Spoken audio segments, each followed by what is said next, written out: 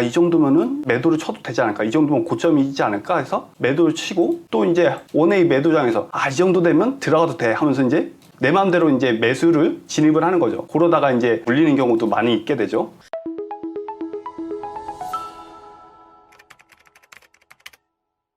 성공 투자자 분석에 대해서 한번 보도록 하겠습니다. 자, 이분 같은 경우에는 캔들 차트의 창시자이자 거래의 신이라고 불리는 사나이입니다. 자, 혼마 문에이사는 누구인지 한번 살펴보겠습니다. 우선 이분 같은 경우에는 일본 출신이시고 18세기 태어나신 분입니다.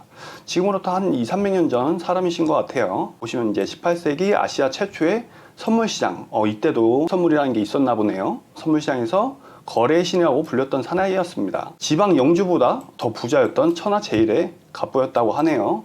보면 이제 18세기 동양 최대의 선물시장이 이제 오사카 도오지마 이제 고물 거래소가 있었는데, 서구 사회에서는 16세기부터 네덜란드에 이제 선물시장이 있었지만 서구에서는 미국으로 확산되어 세계적인 규모로 커졌던 시기는 19세기였다고 하네요. 이에 앞서 일본에서는 이미 18세기부터 독자적인 선물시장이 있었는데 서구의 영향을 받지 않고 자생적으로 발달한 선물시장이라는 점에서 의미가 있다고 볼 수 있겠죠. 이 시기에 활동했던 사람이 이제 혼마 문에이사 이분이었던 것 같아요. 이때 보면은 이제 표준 거래 단위가, 지금은 우리가 이제 한 계약, 두 계약 이렇게 하는데, 이때 단위에 썼던 거는 이제 쌀 가지고서 거래를 했던 것으로 보이고, 우리가 이제 인터넷으로 하는데 이때는 이제 거래할 때 실질적으로 이제 수기로만 이제 장부로 했던 것 같아요. 흥미로운 사실은 여기서 이제 거래 가격 알리 시스템, 우리가 이제 매매할 때 이제 체결되었습니다, 매도되었습니다 이렇게 체결 메시지가 뜨잖아요. 이때 이제 주문하는 것을, 이때는 이제 비둘기, 깃발, 봉화 가지고서 이제 먼 지역까지 날려가지고 이제 주문 체결되었다는 이런 신호로 쓴 것 같아요. 참 재밌죠, 이거. 이분 같은 경우에 처음 선물 거래를 접한 사례가 있는데, 일본 최고의 대주주 가문인 혼마가의 양자였는데, 이제 혼마 문에이사가 그렇게 되면 이제 돈이 아주 많았겠죠. 어느 날 이제 집안에 왕래하던 쌀 장소에게서 이제 얘기를 듣게 됐어요. 쌀 거래를 하다가 매매 실패로 생계가 어려워졌다는 사연을 듣게 되고, 이 이야기를 흥미롭게 생각한 문에이사는 이 쌀 장소의 빚을 대신 갚아주고 그 대가로 그 쌀 거래하는 방법, 지금으로 따지면 이제 매매하는 방법을 배운 거죠, 기술을. 그리고 이제 얼마 지나지 않아 문에이사는 꽤나 큰 돈을 가지고 당시 최대의 선물 거래소인 도오지마 고물 거래소로 무작정 떠납니다.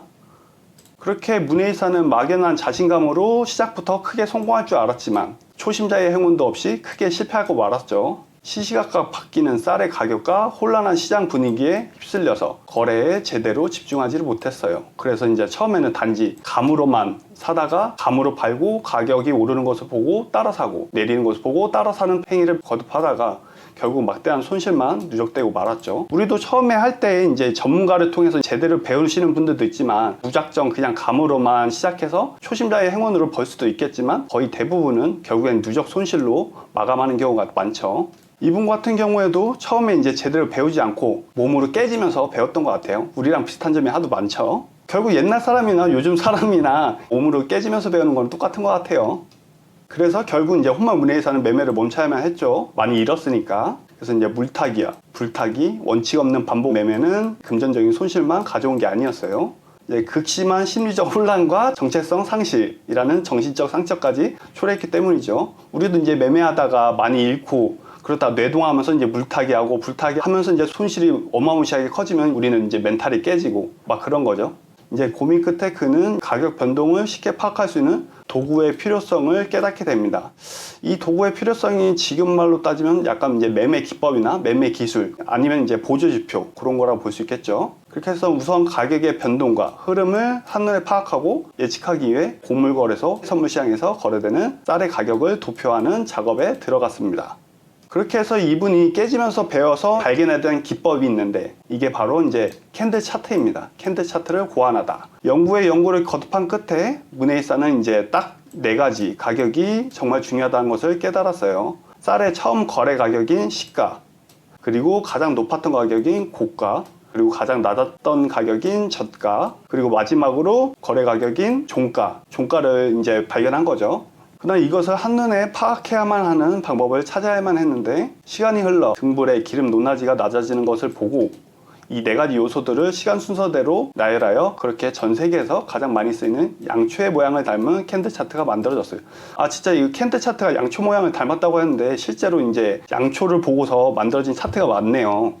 그래서 이입은 혼마 문의사의 대표적인 매매 기법으로는 우선 이제 3, 4년이라고 해서 이렇게 세 번의 고점을 찍고 난 뒤에는 하락이 온다. 큰 하락이 온다. 그리고 두 번째로 3천형이라고 해서 세 번의 저점을 다진 뒤에는 큰 상승이 온다. 이런 게 볼 수 있는데, 이런 매매 기법은 지금 우리가 쓰고 있는 매매 기법이랑 아주 유사한 면이 많은 것 같아요. 보면 이제 우리가 쌍고점 패턴이라고 해서 동일한 고점을 찍은 뒤에 이제 넥라인을 돌파하면은 큰 하락세가 나온다거나, 아니면 동일한 저점 쌍바닥 패턴이 있죠. 쌍바닥 패턴을 찍은 뒤에 상승하면은 더 큰 상승세가 나온다거나, 또는 이제 지지선이 있는데 동일한 지지선 가격대를 여러 번 지지받다가 깨지면은 평소보다 큰 하락세가 나온다거나, 이제 반대로 동일한 고점을 저항받다가 올림을 주면은 더 큰 상승세가 나온다거나, 요거는 실제로 우리가 이제 해선물 매매하면서 실제로 쓰는 매매 기법이기 때문에, 이분 같은 경우는 이제 옛날 몇백 년 전 사람이 이런 기법을 발견했다는 게 진짜 대단한 것 같아요, 보면은.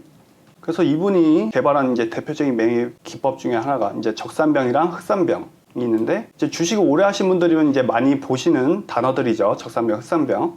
적산병 같은 경우는 바닥에서 연속으로 3개의 양봉이 이렇게 나와줄 시에는 시세가 상승으로 전환될 조짐을 보이고 상승 힘이 세질 확률이 높다는 거죠. 이렇게 상승 추세를 이어갈 가능성이 높다. 이렇게 보는 거고, 반대로 흑산병에서는 이제 고점에서 이렇게 연속해서 3개의 음봉 캔들이 나온다 하면은 시세가 하락으로 전환될 조짐을 보이며 하락 힘이 계속해서 이어갈 가능성이 높다. 이렇게 보시는 거죠.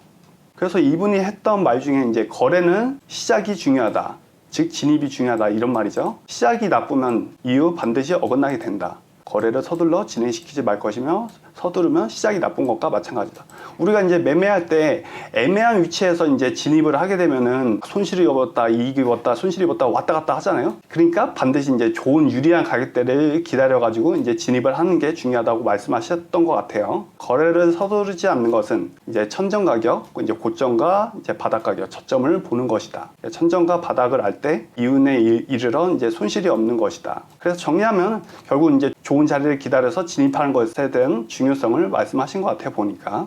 그래서 이분이 말했던 전략 중에 이제 매매 전략이 있는데, 이제 3위의 방책이라는 것이 있어요. 이게 뭔지 한번 보면은, 첫 번째로 지금의 장은 어느 위치에 있는가, 형세를 판단하는 건데, 지금 위치가 이제 저점인지 아니면 고점인지를 우선 파악을 하고, 그 다음 두 번째로 어느 방향으로 가고 있는가, 추세 파악이죠. 매수 추세장인가 아니면 매도 추세장인가, 이런 추세 파악을 말씀하셨던 것 같아요. 마지막으로 추세 파악까지 끝났으면 언제 진입할 것인가, 어디서 진입할 것인가, 이제 진입에 대한 것을 말씀하신 것 같고, 매수 매도 시점 분석, 지금 위치가 진입하기 좋은 구간인가 아니면 조금 더 관망해야 될 구간인가, 이거를 말씀하셨던 것 같아요.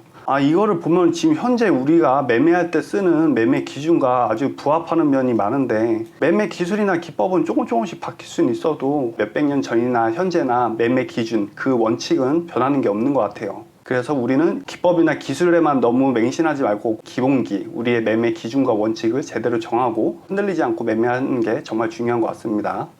그래서 이제 혼마의 문의사가 말하는 매매 전략 중에 또 이런 말을 하셨는데, 급격한 하락장, 이제 매도장이죠. 그리고 급격한 상승장, 매수장에서 저점과 고점을 내 마음대로 정하지 말고 추세에 따를 뿐이다. 이런 말을 하셨어요.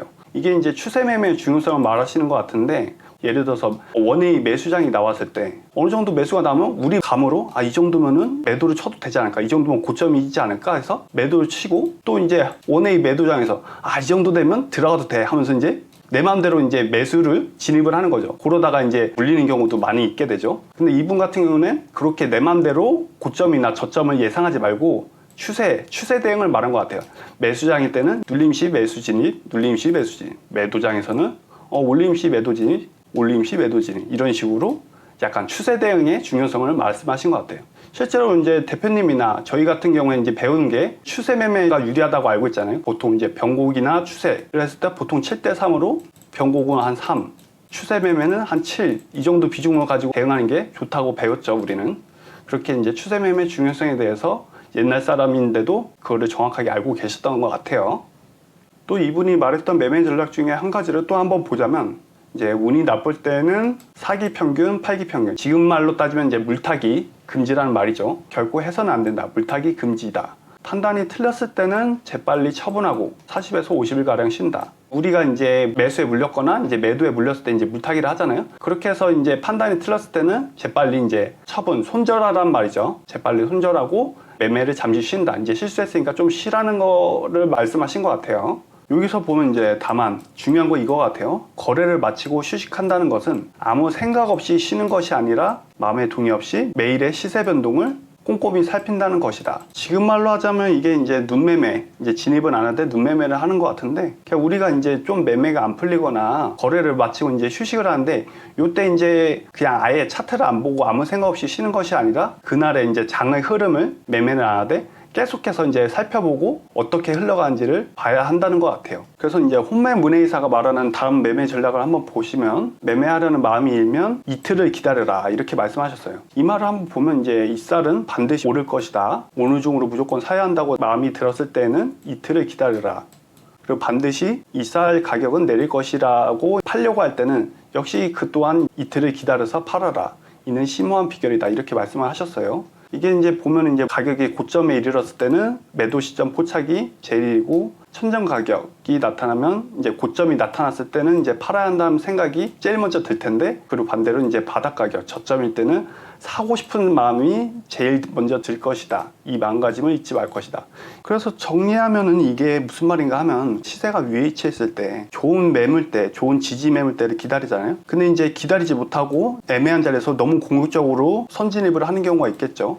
그렇게 되면 이제 시세가 내려왔을 때 너무 애매한 위치에서 들어가니까 이제 물려있게 되고, 또 이제 청산을 할 때도 아무리 좋은 자리에서 이제 진입을 하더라도 청산하려면 좀 기다리는 마음이 필요한데, 이제 시세가 왔다 갔다 하니까 이제 너무 짧게 청산해버리고 길게 먹을 것도 이제 못 먹는 경우가 생기죠. 그런 기다림의 매매에 대해서 말씀하신 것 같아요. 근데 사실 이렇게 기다리는 매매는 경험에서 나오는 거라 초보자분들은 좀 어려울 수도 있어요. 경험과 공부가 이제 수반이 되어야 이제 그 정보를 가지고서 이제 할 수 있는 건데, 대표님께서 이제 방송하실 때 보시면 진입을 했을 때, 좋은 자리에서 진입을 했을 때 1차청, 2차청, 3차청 이렇게 정해주잖아요. 보통 이제 초보자분들께서는 1차청에 터시는 경우가 많죠. 경험이 많거나 이제 대표님 같은 경우에는 막 2차청 최대 목표가까지 버티는 경우가 많은데, 이것도 다 이제 경험과 근거가 있는 매매라고 볼 수가 있죠. 그래서 이제 초보자분들께서는 이제 웬만하면 공부를 통해서 경험을 많이 쌓으시고 진입 근거나 청산 근거를 찾으시는 게 좋을 것 같습니다.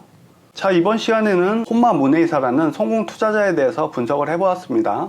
이게 몇백 년 전에도 선물 투자가 있었던 게 너무 획기적이었고, 두 번째로 이제 매매 기준과 원칙, 이게 이제 몇백 년 전이나 지금이나 통용되는 이런 굳건한 매매 원칙들에 대해서 좀 놀랐던 점이 많았던 것 같아요.